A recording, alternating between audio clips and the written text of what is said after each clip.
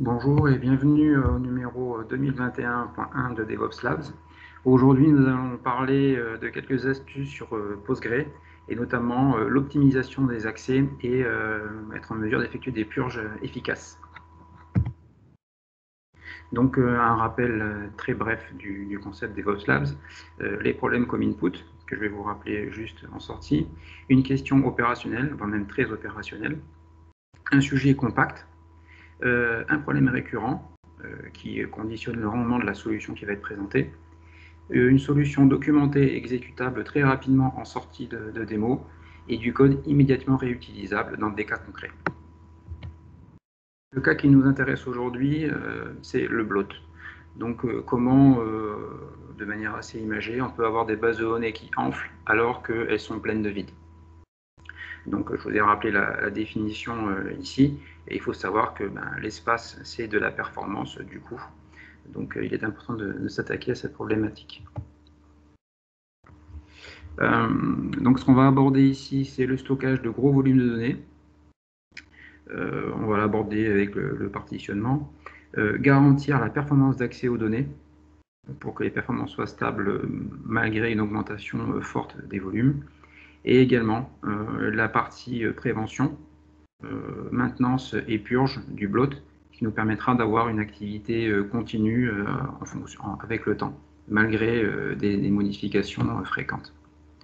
Donc voilà ce que peut représenter le bloat. Donc le bloat, si on voulait faire court, ce serait des blocs qui ne sont pas utiles, qui sont effacés, mais qui malheureusement sont toujours là présents sur disque. Donc si on ne s'en occupe pas avec la bonne méthodologie, ou alors à instant répété, eh bien, on peut avoir ce genre de courbe en dents de scie que vos DBA ne manqueront pas de vous remonter. Donc maintenant, on va passer à la partie pratique. Donc je vous ai mis le lien, mais je vais entamer directement avec la démo et les liens seront dans la vidéo YouTube qui sera faite pour ceux qui veulent interagir directement et immédiatement avec le support. Je vous laisse flasher le QR code et nous passons à la démo. Voilà donc le scénario Katacoda sur lequel on va dérouler la session. Les problématiques sont un stockage volumineux de beaucoup de données, comment lire de manière efficace ces gros volumes de données, comment les accéder de manière efficace, également comment les effacer par rapport à un critère. Alors ça peut être un critère de temps, un flag, un booléen, une catégorie de données, ce genre de choses. Et il se trouve que quand on fait ça avec des tables classiques, on passe beaucoup de temps à effacer. Donc quand je dis effacer, c'est vraiment delete, avec l'ordre SQL delete, ces données-là. Et une des conséquences, non seulement c'est pas forcément très performant comme action, mais en plus en sortie, on ressort du bloat, qu'il va falloir gérer, donc il va falloir planifier le nettoyage, avec des opérations de vacuum. Attention, si on laisse l'auto-vacuum gérer ça tout seul, il ne le fera pas. Donc c'est à vous de prendre ça en charge, donc soit à côté développeur, soit à côté DBA, mais en tout cas, il faut le prendre en compte. Sinon, la problématique ne va faire qu'enfler avec le temps.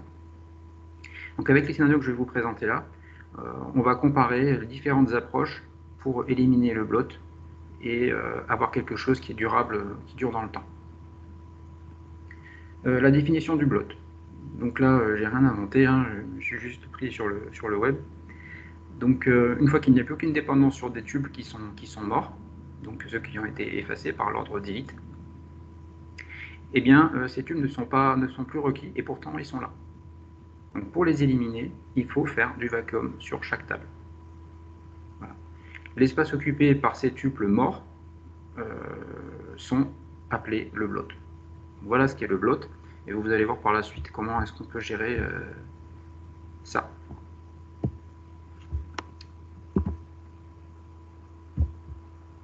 Ah.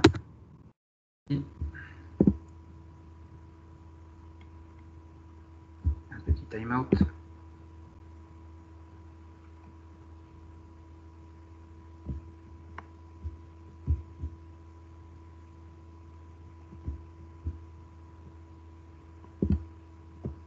Et on est parti. Donc on va commencer par installer Postgre. Pour des raisons pratiques, on va l'installer avec Docker. C'est juste la partie install, donc ça fait partie des prérequis. Donc voilà, Docker est installé. Et ce qu'on va faire, c'est installer un client Postgre pour pouvoir accéder confortablement à la base. Donc voilà, nous, on fait tout en ligne de commande. Donc c'est nos outils privilégiés, c'est ceux-là qu'on utilise pour les démos, mais également pendant nos activités de développement.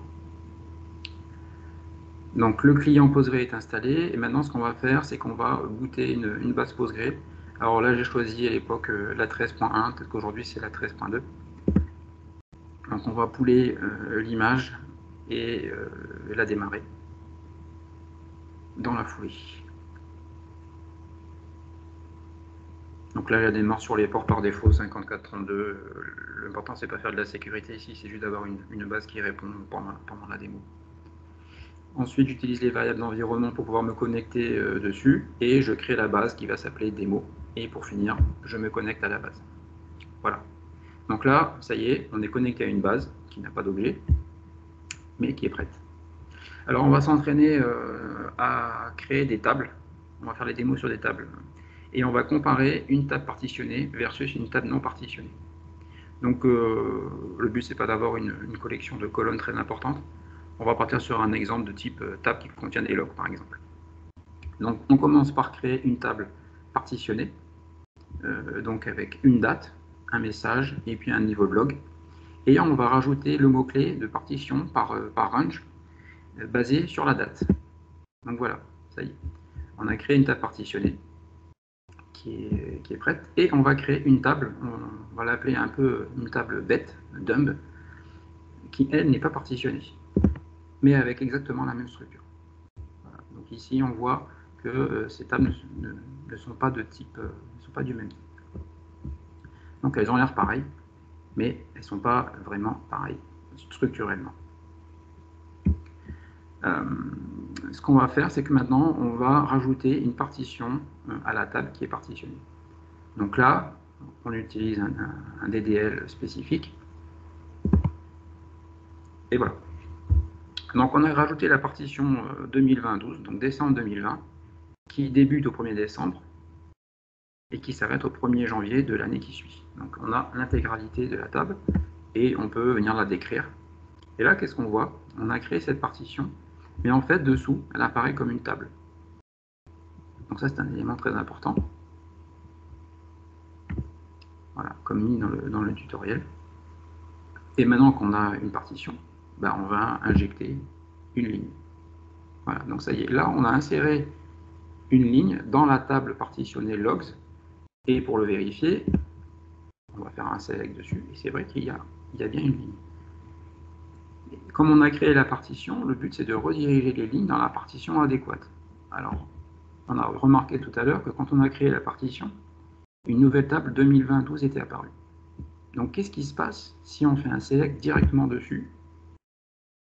Eh bien on a le même résultat. Donc la ligne a bien été automatiquement redirigée vers la bonne partition suite à la clause de partitionnement. Donc c'est super. Mais qu'est-ce qui se passe si on insère des lignes qui n'ont pas de partition cible, donc on n'a pas encore créé? Donc là, par exemple, on pourrait se dire, tiens, je vais créer le 1er janvier 2021. J'essaie d'insérer dans la table partitionnée 1er janvier 2021. Et là, très intéressant, on est protégé par la structure du partitionnement. Et là, le message est très clair, très explicite. On n'a pas de partition qui contient la date souhaitée. Out of bound. Donc, rien ne se passe, on n'insère pas. Pour insérer une date qui n'est pas dans une partition, il faut d'abord créer la partition, sinon ça ne rentre pas. Donc on a la garantie que tout est bien rangé au bon endroit. Ça, c'est fondamental. Donc imaginons maintenant qu'on a des données, qu'est-ce qui se passe quand on les accède? Alors pour ça, il y a le concept et l'outil de l'explain plan qui va nous dire comment l'optimiseur Postgre va travailler pour nous fournir le résultat. Donc là, la requête, tout simplement, ça va être de dire sur la table partitionnée, donne-moi les lignes dont la date de log correspond au 20 décembre 2020. J'attaque la table, mais là, qu'est-ce qu'on voit? On voit que bien qu'on lui demande la table partitionnée, donc juste logs, lui, il sait qu'il va falloir aller lire la sous-table, la partition logs 2020-12, parce que ça appartient au mois de décembre. Donc ça veut dire que structurellement, déjà on est optimum. Imaginons qu'on ait une cinquantaine de partitions autour, sans index, sans quoi que ce soit. Automatiquement, on va déjà partir sur la bonne partition. Donc ça, déjà, c'est un plan, une partie qui est super importante et qui est synonyme de performance. Voilà, Sequential Scan 2020-12 logs, avec ensuite le coût et le rappel du filtre.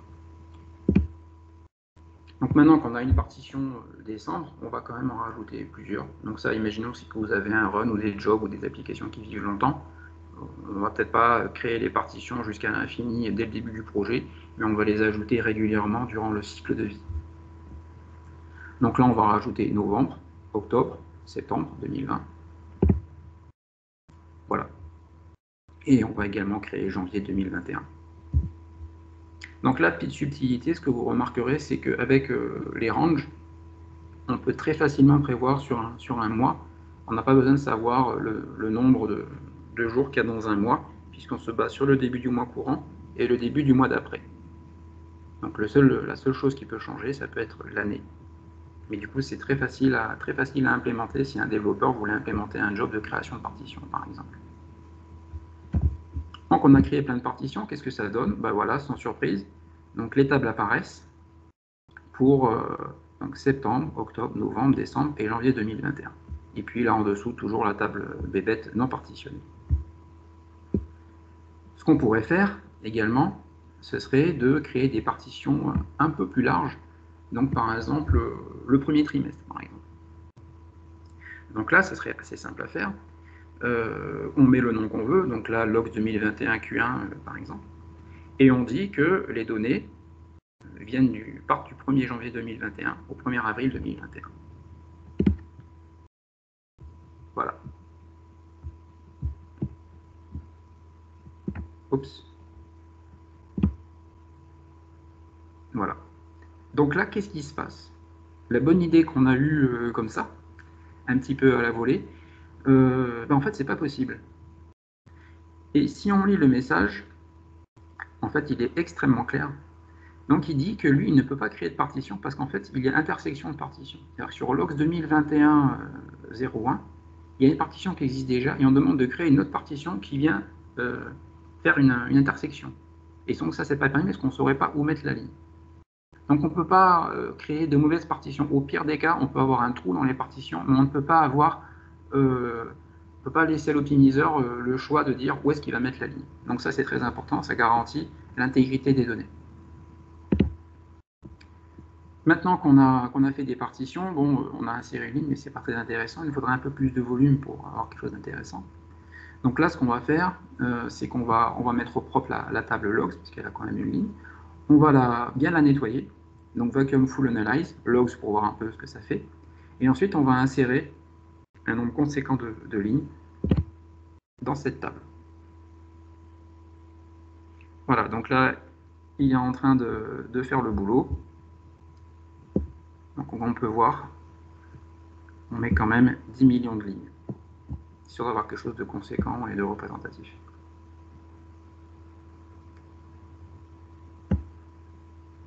On le laisse travailler, ça va pas tarder à être bon. Voilà, ça y est. Ensuite, on va faire la même chose, on va prendre ces données et on va la mettre dans la table non partitionnée. Donc là, ça va être plus rapide, pareil, hein, on purge éventuellement la table de log qui n'est pas partitionnée, on l'analyse, on la purge, et on fait un insert en batch depuis la table partitionnée, pour que ça aille plus vite. Voilà. Ça ne devrait pas tarder à aboutir.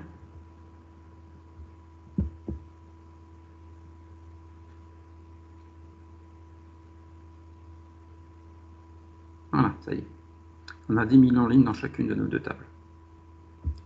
Pour vérifier la distribution à peu près équitable du nombre de lignes à travers les partitions et les tables, on va interroger, on ne va pas faire du count, on va utiliser le dictionnaire et les statistiques de la base.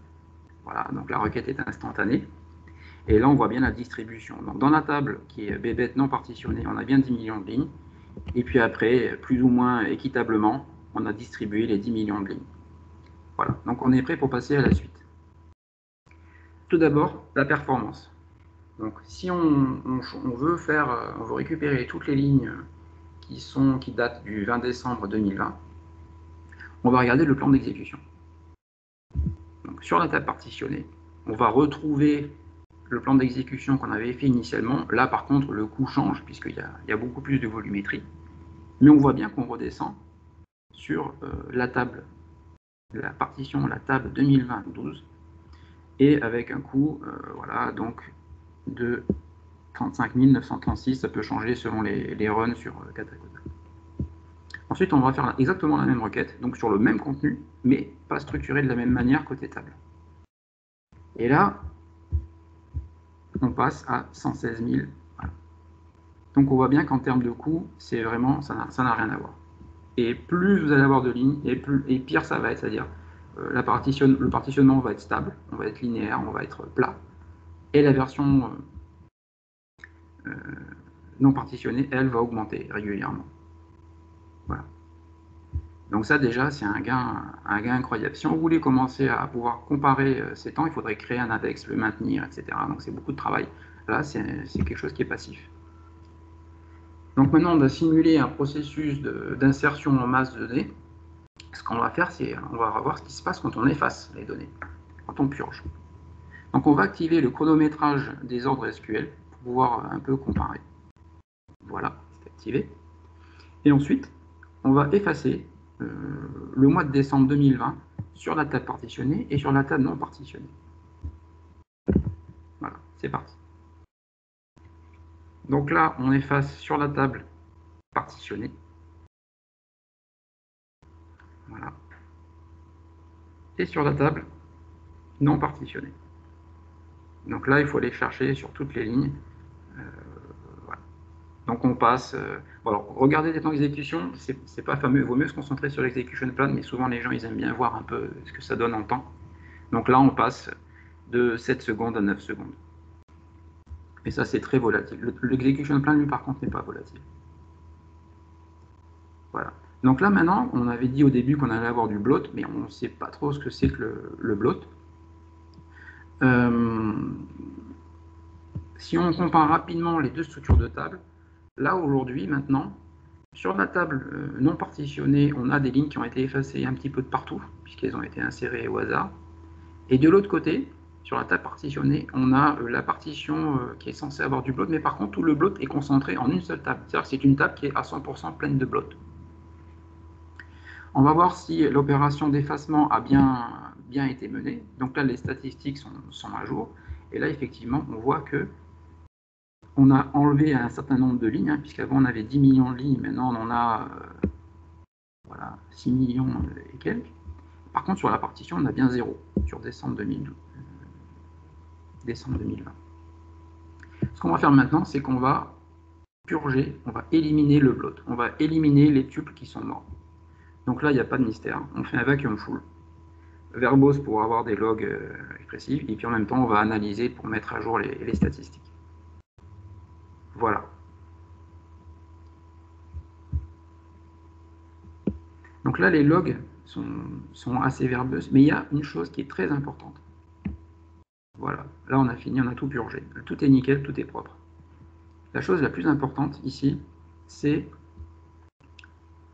ceci.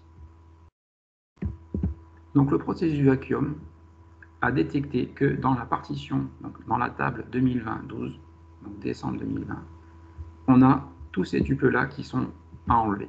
Donc il l'a fait. Si jamais on s'amuse à rejouer ce processus de vacuum, ben, il ne va rien avoir à faire, puisque tout a déjà été fait, et d'ailleurs le temps d'exécution va être bien moindre. En revanche, sur la table qui est pleine, voilà. Donc là, il n'y a plus rien à enlever. Tous les tuples morts ont été supprimés. Donc nous, ce qui nous intéresse, ce qu'on aimerait avoir, c'est avoir le moins possible de tuples removable, mais en permanence, tout le temps. Et sans avoir à passer un vacuum pool, parce qu'un vacuum pool, c'est coûteux en temps. Ça va générer des walls, donc ça génère beaucoup d'activité sur la base, c'est quelque chose qui est violent, qui peut geler des tables, donc elles ne vont pas être accessibles pendant ce processus. Donc il y a pas mal, c'est très efficace, mais il y a pas mal d'inconvénients. C'est pas toujours adapté à tous les cas d'usage. Donc maintenant, ce qu'on va faire, c'est qu'on va mettre une politique de purge. Donc là, on a purgé, mais il faut bien avoir conscience que le delete, c'est une action transactionnelle, c'est-à-dire qu'elle peut même être rollbackée. Donc imaginez qu'au moment où vous êtes coupé, il va falloir rollbacker alors que vous avez fait 90% du travail. Donc ça, c'est quelque chose qui est vraiment très mauvais. Ensuite, comme c'est transactionnel, ça génère des walls, donc de l'activité de disque. Si vous avez des réplicas, mais il va falloir transformer ces walls ou ces streams, puis avoir des problèmes d'espace disque. Enfin, il y a pas mal d'inconvénients, pas mal de risques. Et ensuite, il faut qu'on fasse une opération de vacuum. Donc là, l'opération de vacuum, elle aussi va générer du wall, elle aussi va gérer de l'activité ou du lock. Donc nous, ce qu'on veut, c'est dropper beaucoup plus vite, mais si possible, même instantanément. Alors, avec les tables partitionnées, c'est très facile. Alors, ce qu'on va faire, c'est qu'on va tout simplement enlever une partition. On ne va pas l'effacer, on va l'enlever. On va ce qu'on appelle la détacher. Donc, par exemple, on va continuer sur décembre 2020. Ce que je veux, moi, c'est supprimer cette partition-là, l'enlever. Donc, en fait, c'est tout simple. On commence par détacher la partition. C'est-à-dire qu'on va prendre la table qui est dessous, qu'on a vue au début, et on va lui dire, tu n'es plus lié à la table logs. Voilà. Donc, la table logs va perdre une partition. Donc, ça se fait avec cet ordre SQL. Voilà. Ça y est. À partir de là, la table logs 2020-12 est une table toute seule qui n'est plus rattachée à rien. On peut faire ce qu'on veut dessus. Par exemple, si on veut faire des politiques d'archivage, on pourrait la renommer. Voilà. Et comme ça, si on cherche les tables logs, donc là, par exemple, si je regarde la liste des tables, voilà, et que je veux mener un processus sur un certain pattern, je fais arch étoile, et puis voilà, je mène les opérations que je veux en mode automatique. Et maintenant, si je passe le processus de vacuum,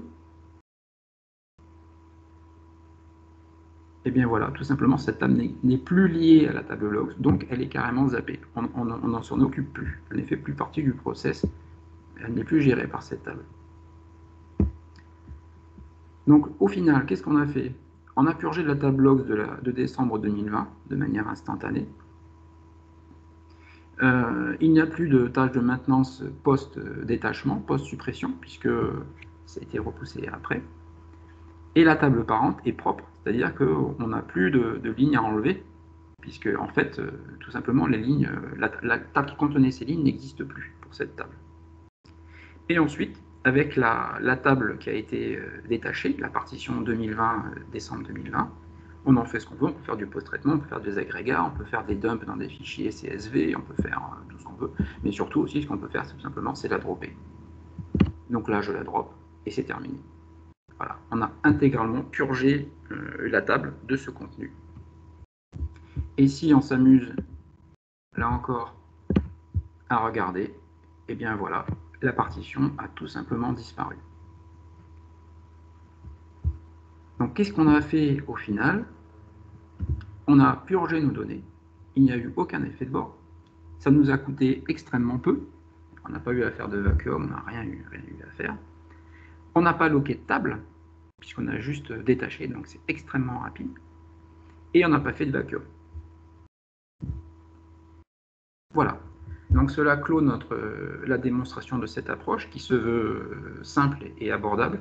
Donc vous pouvez la complexifier, bien sûr. Ça complexifie les choses si, par exemple, vous avez des contraintes d'intégrité entre des tables partitionnées et d'autres tables. Également, une partie que je n'ai pas abordée volontairement, c'est ce qu'on appelle le row movement. Donc dans les versions récentes de PostgreSQL, il est possible, quand on met à jour la clé de partition, de faire bouger la ligne de partition, tout simplement. Donc là, je n'ai pas abordé ça, c'est juste une entrée en matière pour pouvoir découvrir le sujet et surtout l'implémenter. Voilà, vos DBA vous remercieront. Merci pour votre écoute et puis n'hésitez pas à faire de remontées sur ce contenu. Bonne continuation.